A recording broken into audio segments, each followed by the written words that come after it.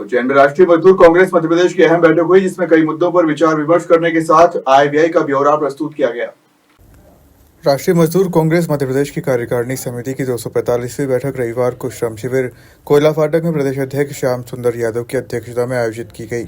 अध्यक्ष ओम प्रकाश सिंह भदौरिया एवं कोषाध्यक्ष संतोष सुनहरे ने बताया कि ध्वज वंदन के पश्चात कार्यकारिणी समिति की बैठक श्रम शिविर के सभागृह में प्रारंभ हुई।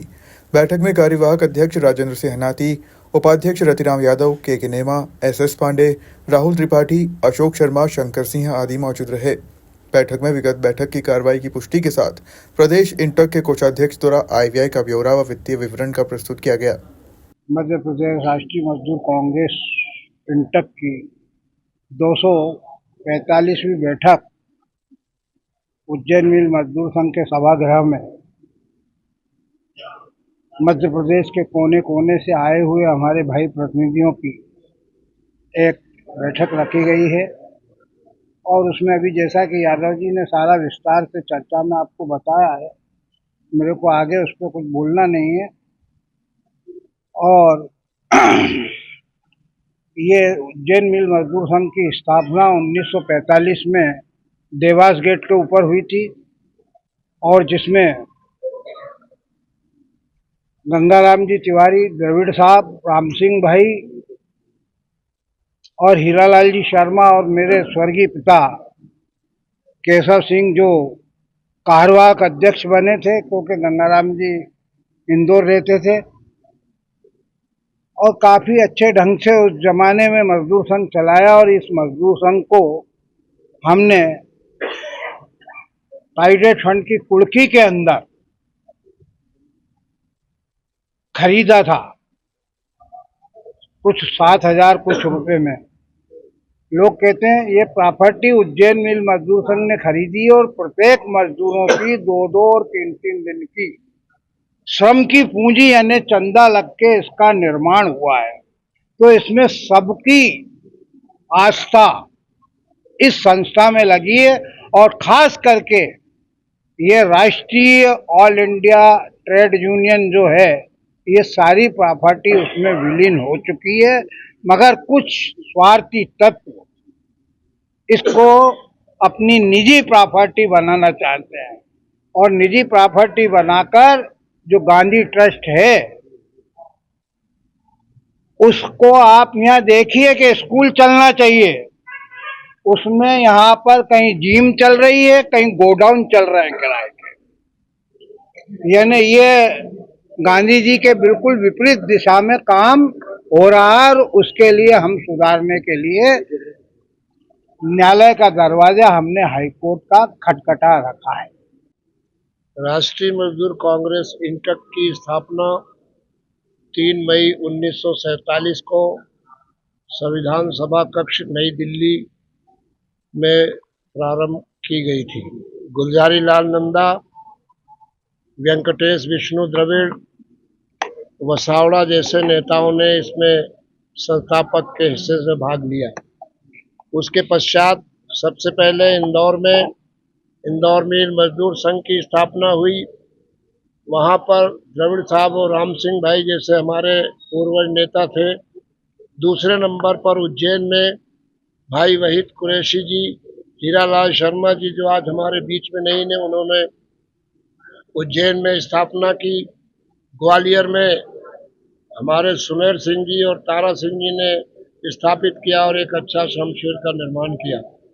आज तब से लगा के आज उज्जैन में हमारे ओम प्रकाश जी भदौरिया जो उज्जैन मिल मजदूर संघ के अध्यक्ष हैं, इनके जनरल सेक्रेटरी, इनके कोषाध्यक्ष संतोष सुनहरे जी ने मध्य प्रदेश की 245वीं बैठक का आयोजन किया है।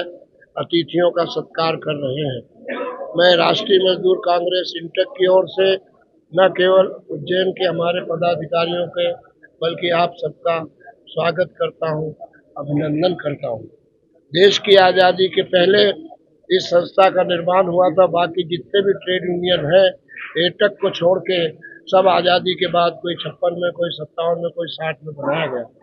तब से मजदूरों की लड़ाई लड़ना इंटक का प्रथम उद्देश्य रहा है और आज भी हम लोग संघर्ष कर रहे हैं। उज्जैन वासियों को अच्छी तरह मालूम है यहाँ की अब सारी मिलें बंद हो गई, लेकिन उन मिल के मजदूरों को जो देनदारियां दिलाना थी उसके लिए भी आज उज्जैन मिल मजदूर संघ निरंतर प्रयास कर रहा है। बाबा महाकाल की नगरी में, संदीपनी आश्रम में, मोनी बाबा के आश्रम में, राजयोगी भरथरी के इस पवित्र शहर में राष्ट्रीय मजदूर कांग्रेस इंटक की 245वीं बैठक हो रही है।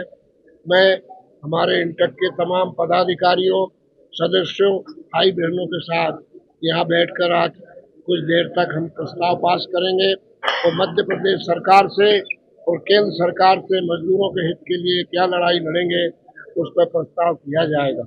कल से 28 तारीख के मध्य प्रदेश का विधानसभा का सत्र शुरू हो रहा है।